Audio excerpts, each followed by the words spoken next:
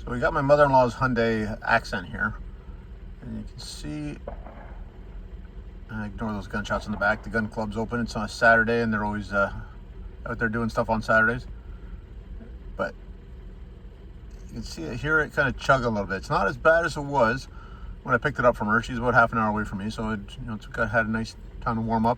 I think it's probably carboned up valves, because this is a direct injected model. This is a 2012, and it's got, as you can see there, 209,000 kilometers on it, and it's not chugging as bad as it was when I picked it up from her. Again, it could just be from being warmed up now, but when you rev it up like this, you see it comes down, and she's shaking there. You probably can't see it, but I can feel it in my butt, but you can kind of see it's jumping around a little bit. And I'll show you what the live data shows on my Blue Driver OBD code reader here as well.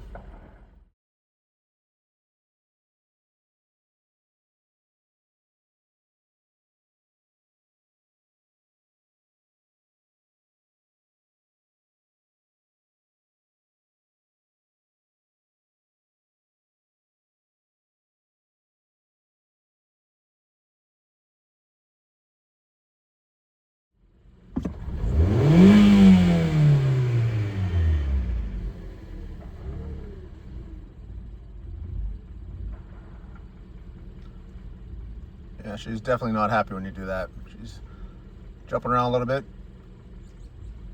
But like I said, I think it's just the carboned up valves. That's everything leads me that way, but I'm going to check for vacuum leaks because that's the first thing I want to look at. Because based on those codes, it says it's lean at idle and it's also lean under load. So it could be that the valves are carboned up, not closing properly. As it gets warmer, it does get a little bit better. My other thought is that could be a bad hose on between the mass airflow sensor and the throttle body.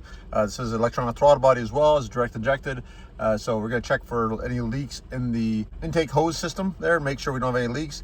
I've grabbed some SeaFoam spray. I'm going to try that because this car has got enough miles on it. My mother-in-law is considering getting another car, so not one I want to take the intake manifold off and actually clean up the valves at this point. We want it warm when we do that to try to shock the carbon off of it when we spray the SeaFoam in there.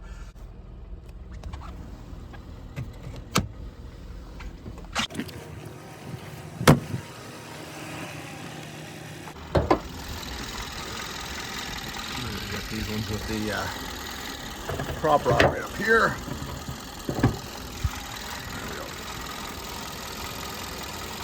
I don't know if you can see it on the camera, but you can see that that thing is shaking. One is what should be. Vibration on that. But we're going to look for any leaks in hoses like this, because that could be something as well. We're going to check for any leaks on this thing here. Does it even have a mass air? This one does not even look like it has a mass air system, so probably not a mass air leak because I don't see a mass airflow sensor. So I thought these ones had one, but apparently not. I'm gonna pull this thing right off right now.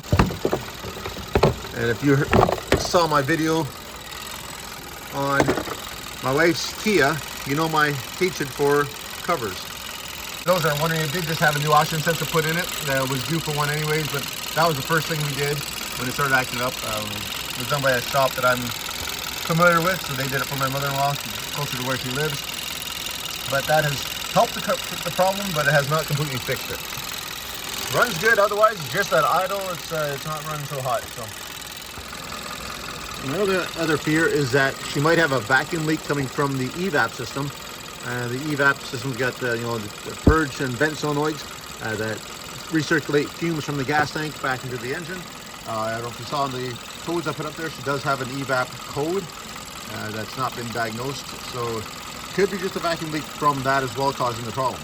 I don't have the equipment here to test that, unfortunately, but that might be a problem, and also I'm going to have to clean this up for her because I put this battery in for her many years ago, and it's definitely looking a little crusty there. We're going to have to clean that up before we get it back to her. For those that haven't used SeaFoam before, this is their top-end engine cleaner and lube. It helps to keep the carbon out and everything. It comes with this lovely bendable straw here.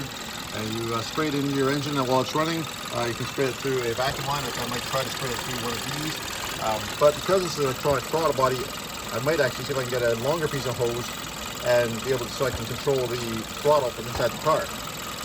I'm not sure if that's going to fix it or not, but I want the valves hot so that it can hopefully shock some of the carbon off of there and burn it off. And so I found a small piece of tubing, so it's got to go into the right into the hose before the throttle body, because I wanted to hit the throttle body as well, cleaning any carbon out of there. Hopefully, I don't know if it's going to be long enough for me to reach right from inside the car, so I kind of might have to try to get it back as far as I can here. Hopefully that'll work. We'll get the car door open and see if we can make this work. All right, I can reach my leg in here, hit the throttle. And we're gonna hit a little bit of this stuff in there. Again, if you can see it on the thing, but I can see it going through the hose. Turn the throttle up a little bit. Not doing too much all at once, just a little bit at a time. 72 hours later. I have run some SeaFoam through it. Seems to have helped a little bit. But the other thing I want to check is the throttle body down here. Electronic throttle bodies are known to carbon up, especially on direct injected engines. Throttle bodies carbon up even in the old ones, but not like this. And apparently, when you look online, this seems to be a common issue on these cars. So we're going to take a look at that just to make sure it's nice and clean. It does seem to be running better since I SeaFoamed it. I just want to make sure it's as good as it can be for her, as long as it can be. So we'll show you how to get this thing apart.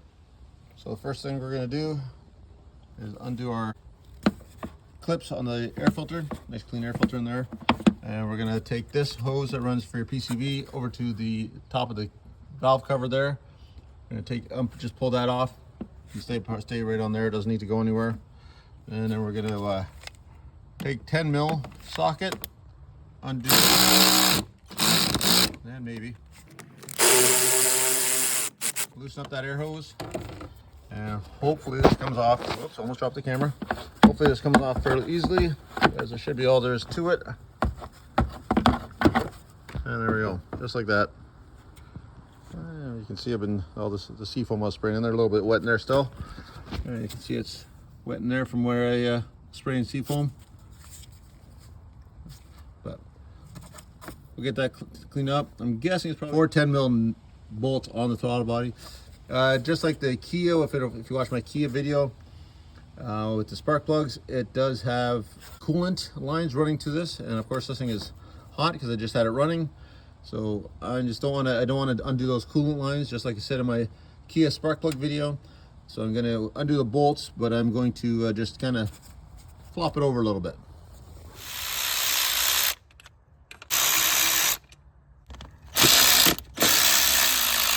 There's that last one there. And if we switch hands, maybe I can get that one. Got all the bolts out. We just got to get this right here. That little clamp lifted up and take that vacuum line off.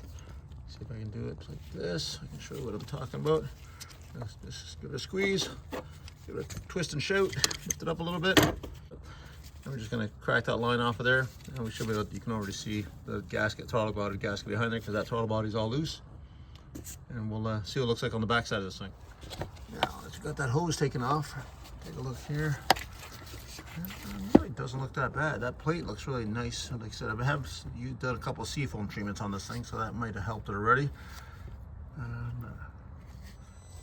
Okay, so what I've done is I turned the key on. Car's not running, obviously, and I put a stick against the throttle pedal just to hold this thing wide open. You can see a little more of the carbon build up right around the ring there. So I'm going to take a shop towel with this thing wide open and soaked in some carb cleaner, because I find it's a little bit stronger than just basic throttle body cleaner.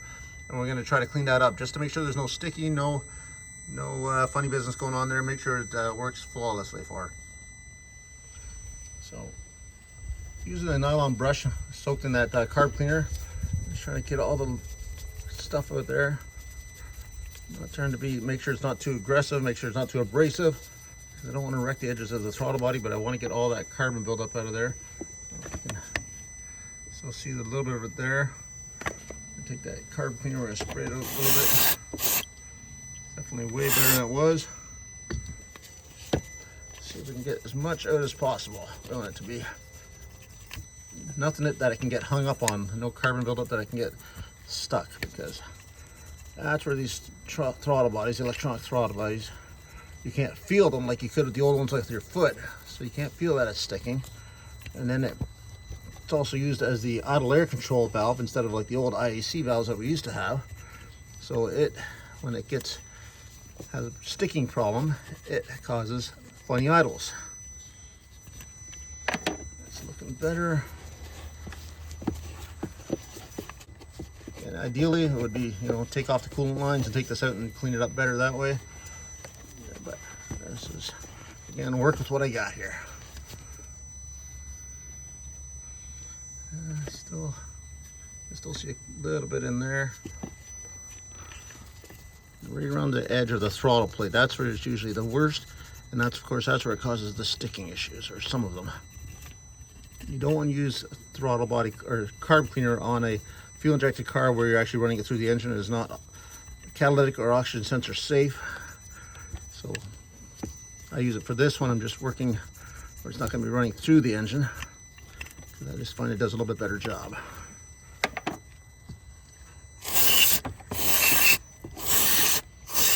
Got vacuum line as well. We got a vacuum line here.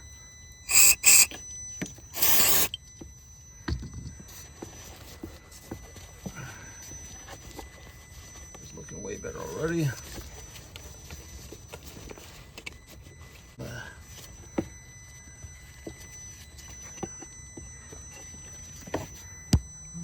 can see that, but that's already nice and clean in there now.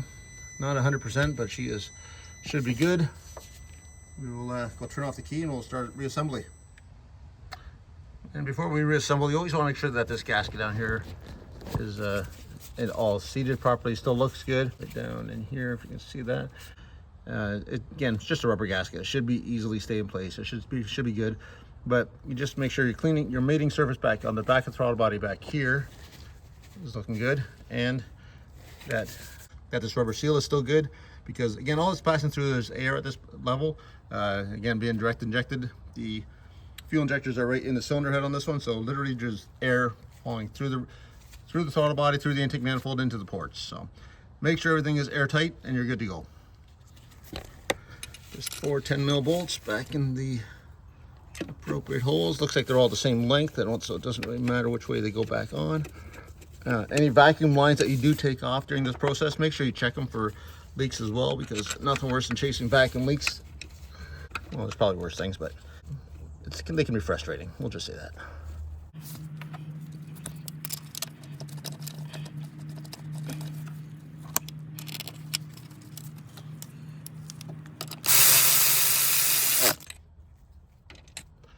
I always like to cross pattern on anything like this.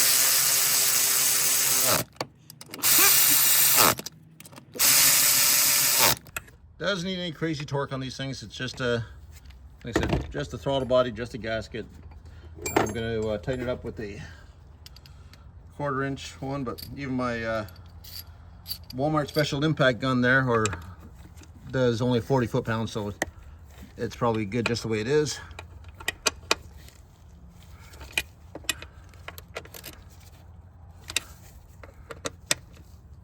Yeah, that's guten tight, as we say in German. And I got a vacuum line here, this one here. I took it off the top of the throttle body.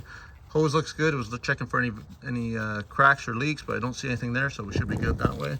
And that's just got to run back to the top. Like I was saying before, put that spring clamp back on. I just got to get past the rat hose here. Make sure it's not pinched off or anything like that. And that's about the same spot I was sitting before. Just lower that spring clamp back in place. Right there. So we have got all 4 bolts tightened up. We got the coolant lines are still attached. And what I forgot, didn't realize, was this bracket here. For the wiring, I gotta take that one bolt back out and put that back on, because I forgot about that.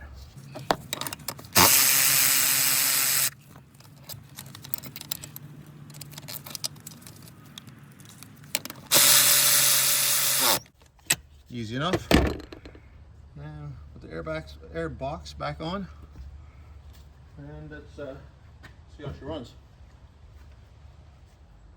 Air cleaner's back on. We got the crankcase hose hooked up again. We'll oh, you know what I forgot to do? Forgot to tighten up that bolt down there for the air hose. Let's tighten that up before I forget. Again, push that on better. There we go. Now I felt the click in there better. That's, don't need any air leaks. That is tight enough. We'll set up the camera. We'll go start it up, see what it looks like. Fire in the hole.